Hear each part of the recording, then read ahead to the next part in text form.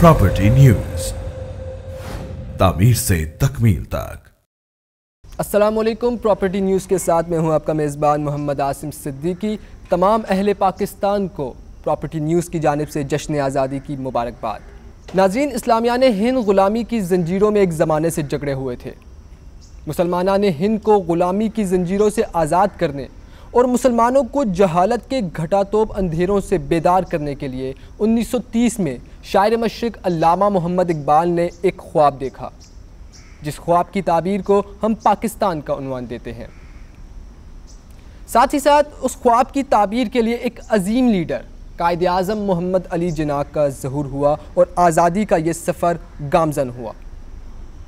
Manto park Lahore में 22 ता 24 मार्च 1940 को करारदादे पाकिस्तान पेश की गई। मुसलमानों ने इस सफ़र में काफ़ी कुर्बानियाँ दी। काफ़ी कठिन सफ़र था, लेकिन फिर तुलुए सहर 14 अगस्त 1947 जब ये धरती मारजुल वजूद में आई, ये सब हमारे आबा व अजदाद की कुर्बानियों का नतीजा था।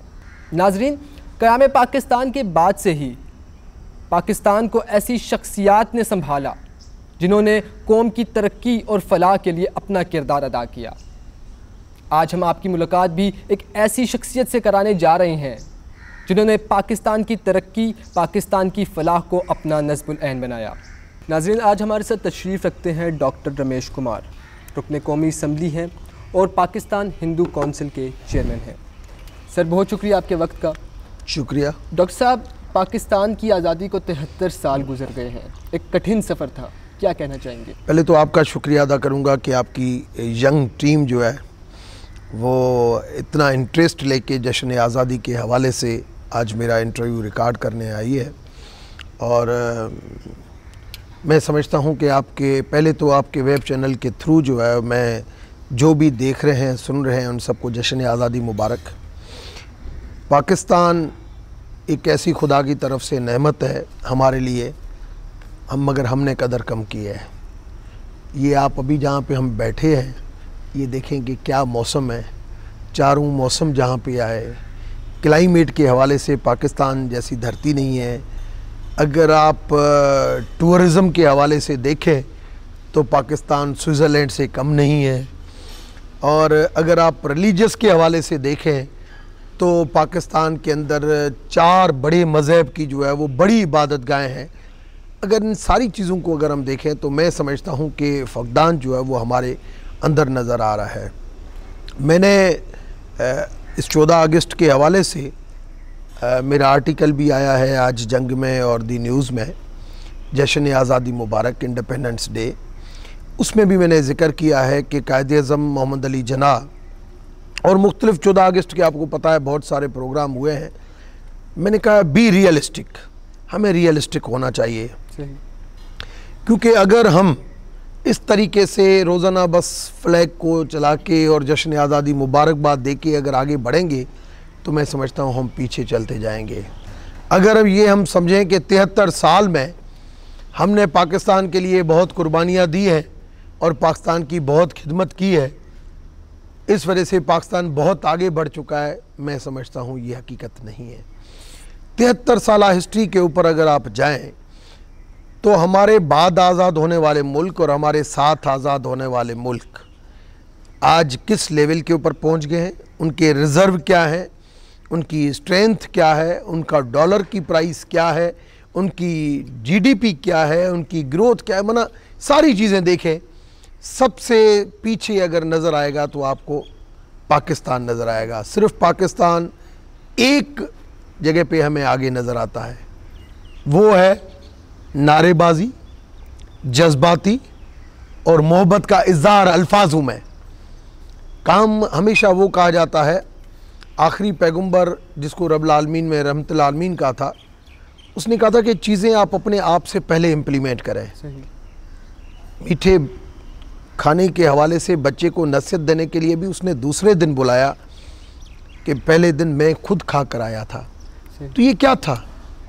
ये रामायण, ये आखिरी पैगंबर की लाइफ, ये हमें रास्ता देती है, हमें समझाती है कि हमारा दुनिया के अंदर व्यवहार क्या होना चाहिए, दुनिया के अंदर हमें किस तरीके से चलना चाहिए। मैं आपको थोड़ा सा हिस्ट्री में जाऊं, आज मैंने अपने कॉलम में भी लिखा है कि कायद-ए-आज़म मोहम्मद अली जिन्नाह के पाकिस्तान का जो फ्लैग था वो सिर्फ सब्ज रंग का था, वाइट कलर ही नहीं था। 1.5 साल के बाद जो है जो वाइट कलर अंदर डाला गया वो भी पीस का निशानी के भाई अमन की निशानी है, मगर यहाँ पे बंटवारा किया गया। कायद-ए-आज़म की 11 अगस्त की स्पीच सुने और उसके कॉल और फेल सुने कि आपने जोगिंदर नाथ को कहाँ रखा, एसपी सिंघा का क्या कदर किया। एक एसपी सिंघा के वोट के ऊपर हमें पंजाब मिला था और जोगिंदर नाथ कायद-ए-आज़म मोहम्मद अली जिन्नाह के उन साथियों में से था जिनको कायद-ए-आज़म ने अपने दिल के साथ ऐसे रखा था कि लॉ एंड जस्टिस भी उसको दी, इन कश्मीर का जो डिस्प्यूटेड इशू था वो भी उनको दिया। मगर कायद-ए-आज़म की वफ़ात के बाद जोगिंदर नाथ के साथ जो हुआ और कायद-ए-आज़म के टाइम पे 1947 में 23% पॉपुलेशन थी नॉन मुस्लिम कम्युनिटी की, आज वो कम होके 6% हो गई है।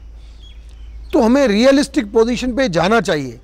अगर हमने आज भी रियलिस्टिक पोजीशन के ऊपर नहीं गए, हम मतलब इतनी एक्सट्रीम लेवल पे चले जाते हैं, जैसे क्रिकेट होती है तो हम खेल को खेल नहीं समझते हैं, हम उसको भी जंग समझते हैं, खेल हारते हैं तो टीवियां तोड़ देती हैं। तो ये नहीं है हमारी फ्यूचर जो जनरेशन है। मैं समझता हूँ अब 4th जनरेशन आने वाली है।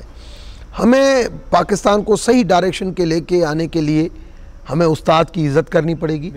हमें करिकुलम का जो असल में करिकुलम के अंदर 11 अगस्त की स्पीच हो और जो हीरोज़ चाहे वो किसी भी मज़हब से ताल्लुक़ रखते हो, जिसने पाकिस्तान की आज़ादी में जिसका बहुत इम्पॉर्टेंट रोल था, उनके नाम हाईलाइट करने चाहिए कि हमारी फ्यूचर जनरेशन को पता हो कि पाकिस्तान एक इस्लाम के नाम के ऊपर मुस्लिम मेजॉरिटी रियासत ज़रूर बनी थी, मगर ये कायद-ए-आज़म ने जो बनाई थी वो मदीना रियासत के बाद एक ऐसी रियासत की मिसाल के लिए बनाई थी कि हिस्ट्री ये लिखे कि मदीना रियासत के बाद इस्लामी जमहूरियत पाकिस्तान एक ऐसा मुल्क होगा जहाँ पे मुख्तलिफ डाइवर्सिटी के लोग मोहब्बत और प्यार से रहेंगे। मैं कल परसों जब आर्टिकल लिख रहा था उस टाइम पे मैंने फ्लैग को जब देखा तो जो चांद तारे का जो निशान था, जो आज भी आर्मी का स्लोगन आप देखें, सेनेट का स्लोगन देखें, नेशनल असेंबली का स्लोगन देखें, तो वो बाएं तरफ है। मगर इन्होंने बाएं तरफ का मतलब है कि ये बढ़ता जाएगा, चांद जितना हो जाएगा। सही। मगर इसको भी हमने उल्टा कर दिया अपने वाइट कलर की वजह से, क्योंकि ऐसे अगर करते हैं तो उल्टा हो जाए, उसको दाएं तरफ कर दिया। और एस्ट्रोलॉजी ये कहती है कि जब दाएं तरफ हम फ्लैग को अपना तारे और उसको चांद को करते हैं तो वो सुकड़ता जाता है, वो बढ़ता नहीं है। सही। बांग्लादेश का टूटना, आज भी हमारी इकोनॉमी, हमारी फॉरेन पॉलिसी, मैं समझता हूँ हमने इस वक्त हमारी हुकूमत ने बहुत अच्छा काम किया है, मगर आज भी हमें सोचना पड़ेगा कि 1 साल कश्मीर के अंदर कर्फ्यू हो मगर बिजनेस टाइज इतने इंडिया के मजबूत हो कि इंटरनेशनल फोरम के ऊपर सही तरीके से उसको कोई दबाने के लिए तैयार नहीं है कि हम आपके ऊपर सैंक्शन लगा देंगे। हमें तो फेटफ के हवाले से कहते हैं कि आप ये करते हैं, मगर उनको क्यों नहीं कहते हैं? उनको तो मुस्तकिल मेंबर बना देते हैं अक़वाम मुत्तहिदा में। तो मैं समझता हूँ हमें अपने गिरेबान के अंदर देखना चाहिए कि किस तरीके से जो है वो हमें मुल्क को आगे लेके जाना है। अच्छा डॉक्टर रमेश कुमार साहब, कायद-ए-आज़म मोहम्मद अली जिन्नाह की 11 अगस्त की तकरीर को देखा जाए अगर, तो उसमें उन्होंने कहा था कि आप आज़ाद हैं अपनी मस्जिदों में और अपने मंदिरों में जाने के लिए। आज पाकिस्तान में जो अक़लियती जमात है उनको किन मसाइल का सामना है? हर मुल्क के अंदर माइनॉरिटीज़ के साथ मसला होता है, सिर्फ ये नहीं, जहाँ पे भी माइनॉरिटी होती है माइनॉरिटी मेजॉरिटी का तफात होता है। और कायद-ए-आज़म का जो ख्वाब था 11 अगस्त की स्पीच जो थी वो ये थी कि ये ऐसा मुल्क होगा जहाँ पे माइनॉरिटी मेजॉरिटी का तफात नहीं होगा, और इसी वजह से उन्होंने कहा था नॉन मुस्लिम सिटीज़न, और 73 के आइन में भी नॉन मुस्लिम सिटीज़न की बात की गई है, माइनॉरिटी मेजॉरिटी की बात नहीं की है। मगर ये तो कायद-ए-आज़म की वफ़ात के बाद जमायत इस्लामी, फिर जनरल ज़िया-उल-हक, फिर ऐसी चीज़ें आ गई जिसकी वजह से हम ट्रैक से हट गए।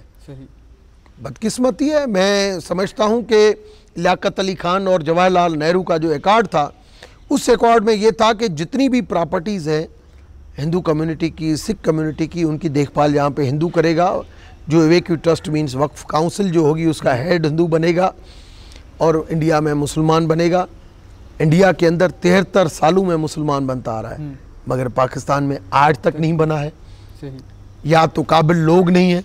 मैंने राणा भगवान दास का नाम प्रपोज किया था, मगर उनसे काबिल जो है वो सिद्दीक अल फारूक मिला था राणा भगवान दास से ज़्यादा, या उनसे काबिल जो है वो ये आमिर मिला था, ये अभी जो लगा हुआ है। तो मैं समझता हूँ हमें प्रैक्टिकली जो है पाकिस्तान के अंदर बहुत सारे कानून बनते हैं। आप देखें कि चाइल्ड लेबर यहाँ पे चलती है, जबकि चाइल्ड प्रोटेक्शन ऑर्डिनेंस आया हुआ है। औरतों के साथ आप जितनी भी ज्यादतियाँ देखें, कारोकारी देखें, खुदकशियाँ देखें, आज भी थर पार्कर के अंदर इतनी खुदकशियाँ हो रही हैं, उनके साथ रैप हो रहा है, उनको ब्लैकमेलिंग हो रही है। हमारा FIA सिस्टम जो है साइबर क्राइम का इतना एक्टिव नहीं है। वुमेन प्रोटेक्शन ऑर्डिनेंस कब आया है? ये हमें सोचना चाहिए कि कानून बनते हैं और इम्प्लीमेंट नहीं होते हैं, तो ये सोचने की बात है। और कभी कभार जो ना कंपेयर किया जाता है, हमें कंपेयर नहीं करना चाहिए। हमें अपने अखलाक का, अपने कामों का, अपने अमालों का खुदा को जवाब देना पड़ेगा, इस धरती पे भी और ऊपर भी, क़यामत के बाद भी उसको जवाब देना पड़ेगा। तो मैं समझता हूँ कि हमें उस तरफ ध्यान, मगर हम कंपेयर करते हैं उधर ये है इधर ये है। हर जगह के अपने एक सिस्टम है। पाकिस्तान के अंदर आज भी जो हिंदू कम्युनिटी है, क्रिश्चियन कम्युनिटी अपनी मजहबी त्यौहार अच्छे तरीके से मनाती है, आज़ादी के साथ मनाती है, इसमें भी कोई शक नहीं है। मगर साथ में ये भी देखना चाहिए कि उनकी जो रिलीजियस प्लेसेस हैं जो एवेक्यू ट्रस्ट के पास है वो 1821 है, उसमें से सिर्फ जो है वो 31 फंक्शनेबल है, बाकी 1769 बंद पड़ी है। क्यों बंद पड़ी है? तो इन चीज़ों को सोचना चाहिए। बिल्कुल आपने दुरुस्त कहा, और हमें पाकिस्तान की तरक्की के लिए अब आगे फलाह व बहबूद के लिए काम करना है। डॉक्टर साहब, आप पाकिस्तान हिंदू काउंसिल के चेयरमैन भी हैं, उस हवाले से हमारे नाज़रीन को बताइएगा। देखिए, पाकिस्तान हिंदू काउंसिल मैंने जो इदारा बनाया 2005 में, मैं 2002 में जब पार्लियामेंट के अंदर आया, मैंने ये महसूस किया कि हमारी जो नॉन मुस्लिम कम्युनिटी की जो सीट्स हैं वो पिक एंड चूज़ के ऊपर जाती है, सिलेक्शन बेसिस के ऊपर जाती है, वो मेरिट के ऊपर नहीं जाती। मैंने कहा कि पार्लियामेंटेरियन के साथ एक ऐसा इदारा बनाया जाए जिसके ऊपर कोई भी जिनकी अप्रोच नहीं है वो खटखटा सके, वो दरवाजे के ऊपर आ सके, उनकी मदद की जाए। 2005 में बना। आज फ़ख्र है कि पाकिस्तान हिंदू काउंसिल के प्लेटफार्म से आज इन 15 सालों के अंदर कोई 1100-1200 इज्तिमाई शादियाँ जो है वो पाकिस्तान हिंदू काउंसिल के प्लेटफार्म से करा चुका हूँ मैं। और 18 स्कूल हैं मेरे पास, जो 1200 बच्चे हैं जिनकी देखभाल, उनकी पढ़ाई, उनकी ड्रेसेस, जूते, किताब सारे पाकिस्तान हिंदू काउंसिल के प्लेटफार्म से मैं मैनेज करता हूँ।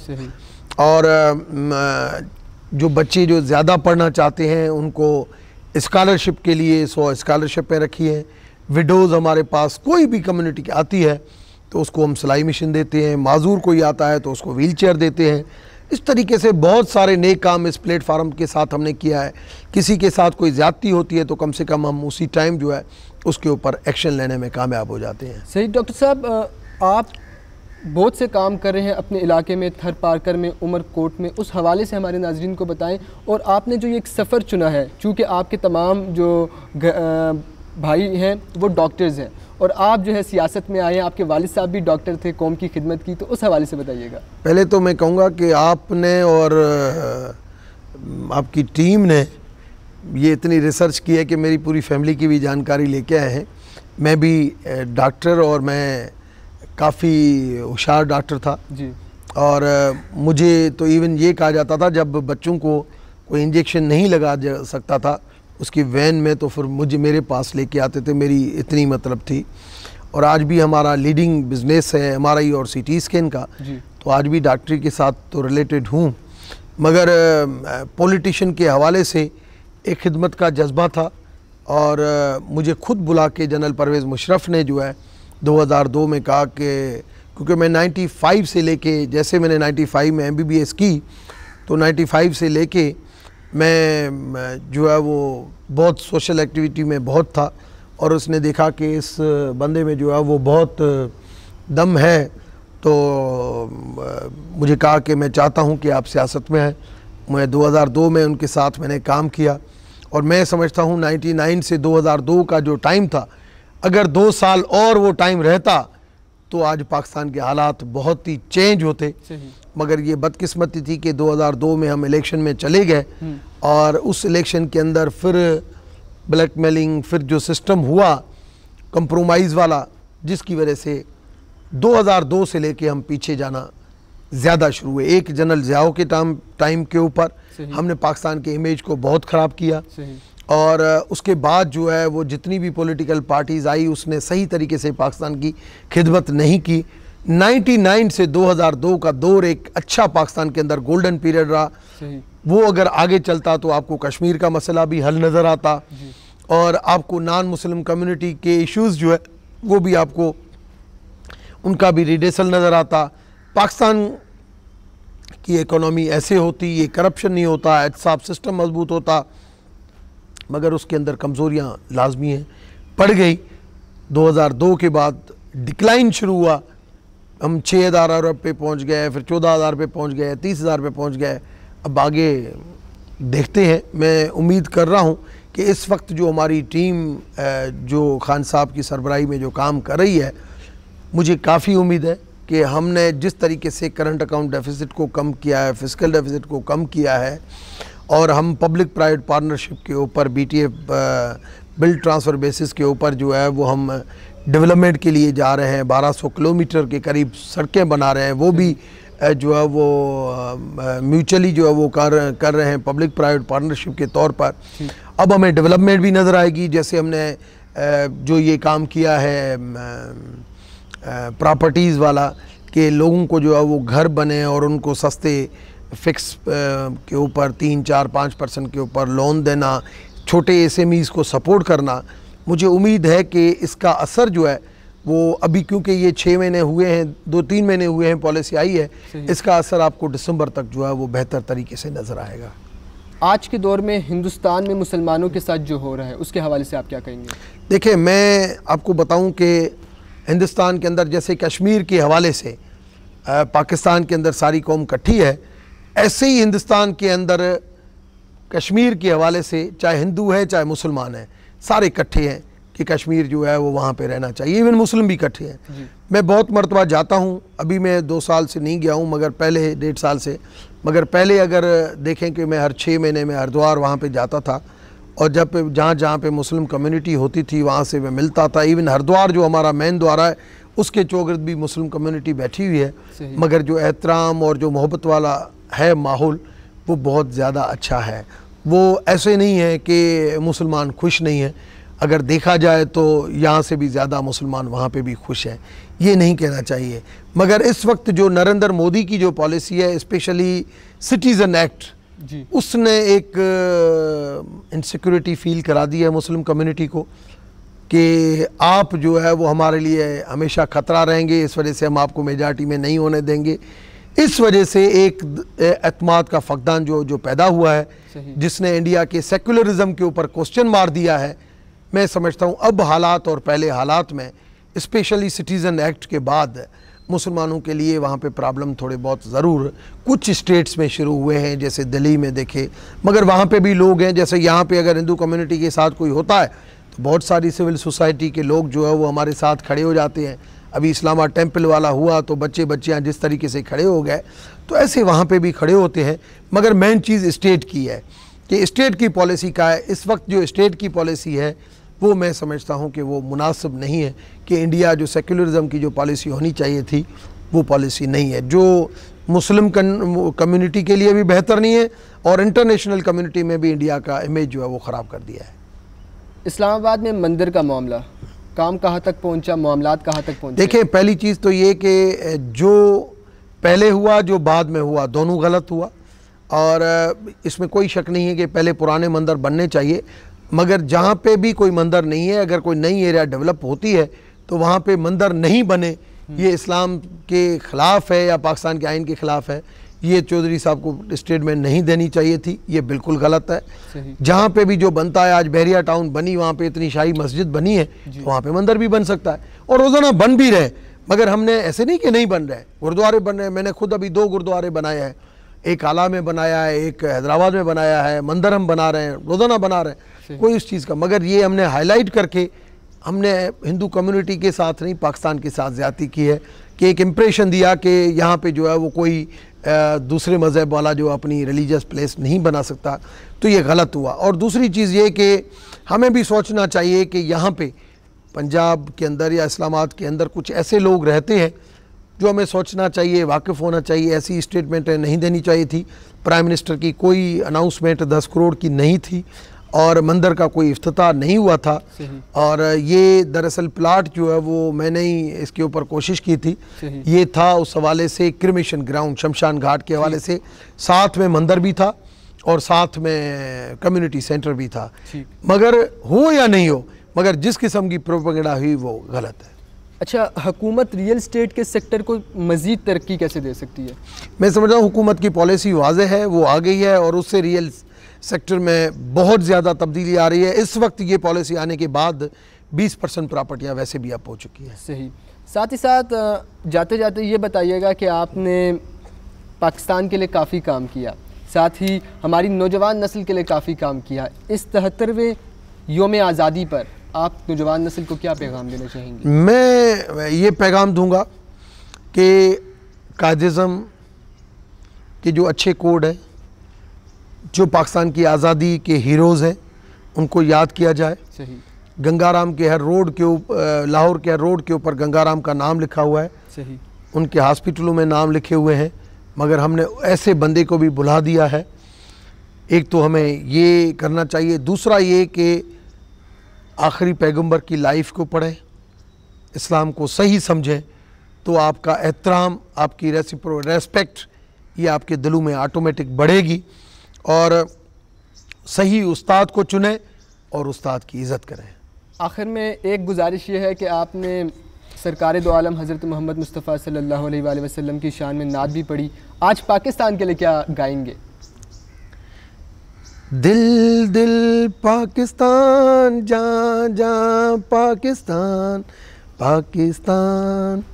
नाज़रीन, आज हमारे साथ मौजूद थे डॉक्टर रमेश कुमार। उम्मीद करते हैं आपको प्रोग्राम पसंद आया होगा। हमारी वीडियो को लाइक करें, हमारे वेब चैनल को सब्सक्राइब करें और हमारी आने वाली वीडियोस के लिए हमारे फेसबुक पेज को फॉलो करें।